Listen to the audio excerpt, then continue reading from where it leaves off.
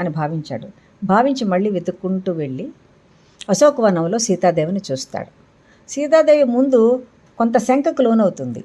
ఇతను ఎవరో, ఇది కూడా రాక్షసమాయో ఏమో అనుకుంటుంది ఆవిడ. కానీ తరువాత అతను రామముద్రికను చూపించిన తర్వాత ఈయన రాముని దగ్గర నుండే వచ్చాడని భావించి అతనిని ఎంతగానో దీవించి చాలా సంతోషపడుతుంది సీతాదేవి. నాయన అక్కడ నుండి వచ్చావు, నిన్ను దీవించడానికి నా దగ్గర ఏమీ లేదు అనుకుంటూ ఉంటుంది సీతాదేవి. ఆ తర్వాత పక్కకు చూస్తే ఒక తమలపాకు చెట్టు కనబడుతుంది. అక్కడ నుండి కొన్ని తములములను తీసి ఆంజనేయ స్వామిని దీవిస్తుంది ఆ తల్లి.